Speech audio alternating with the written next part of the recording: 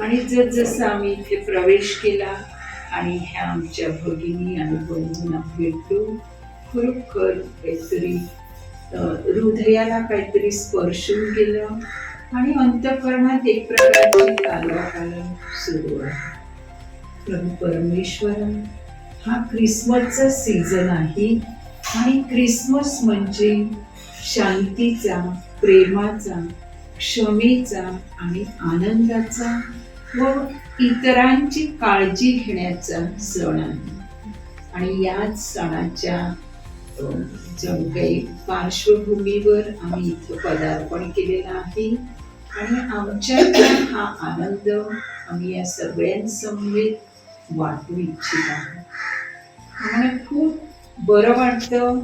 मी सगळ्यांच्या वतीने बोलत असले जरी आता वेळ कमी आहे, अनेकांना प्रतिक्रिया विचारल्या तरी सगळ्यांच्या हृदयात खरोखर इथं येऊन भेट दिल्याचा अतोनात आनंद आहे की जो मी शब्दात आणि व्यक्त करू शकत नाही.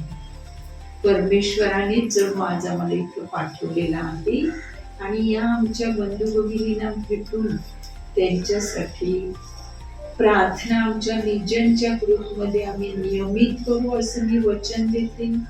त्यांचं आयु आरोग्य, त्यांचे आजार, त्यांची दुखणी खुपणी किंवा कदाचित आपल्या आप्तजनापासून दूर असल्यामुळे त्यांना होणारं दुःख, या सगळ्या गोष्टी आम्ही जाणून आहोत आणि त्यांच्यासाठी आमची प्रार्थना ह्या आश्रमाच्या नावाप्रमाणे अविरत अखंडपणे चालू राहील.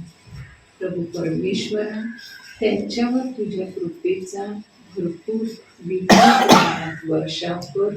विशेष करून आम्ही हे आश्रम चालवणारे, मला नाव माहित नाही, विजय आणि अर्चना, त्यांच्या ह्या धर्मदाय कार्याबद्दल खरोखर आम्ही बघून गेलेलो आहोत की असं कार्य हाती घेण्यासाठी एक धडाडी, मेहनत आणि खूप काही कष्ट सर्व काही लागतं आणि ते आव्हान त्यांनी स्वीकारलेलं आहे. ही आपल्या सगळ्यांना एक अभिमानाची बाब आहे, शिवाय आपल्याला प्रेरणादायी सुद्धा आहे. जरी आपण आश्रम काढू शकत नाही, पण निदान अधूनमधून आश्रमाला भेट देऊ शकतो, त्यांची विचारपूस करणं, त्यांना काही हवं नको त्या दृष्टीने आपण नक्कीच प्रयत्न करू शकू.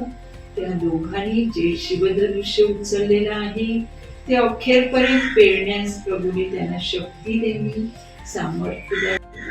आणि पुन्हा एकदा या आपल्या सगळ्या मी काय म्हणू त्याला, मित्र आणि मैत्रिणी, जरी वयाचे इथे बंधन नाही, हा, तर तुम्ही सगळे you are all our friends like, हा. सो परमेश्वरा चरणी पुन्हा पुन्हा मी तेच सांगते की आज घरी गेल्यानंतर आमच्या हृदयात किंवा अंतःकरणात फक्त अविरात वृद्धाश्रम आणि तिथं भेटलेले आमचे हे मित्र मैत्रिणी हेच सतत असतील. आणि तुम्हाला पुन्हा एकदा प्रार्थनेचं आश्वासन देते. प्रभू परमेश्वराचा आशीर्वाद नक्कीच तुमच्या कार्यावर, तुमच्या तब्येतीवर आणि इथून सर्व वातावरणात असेल की ज्यामुळे चैतन्य तुम्हाला प्राप्त होईल. आम्ही खरोखर म्हणजे धन्य समजतो स्वतःला की असं मोठं कार्य तुम्ही हाती घेतलेले.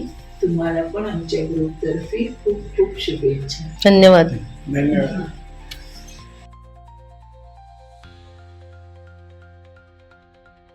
मुळात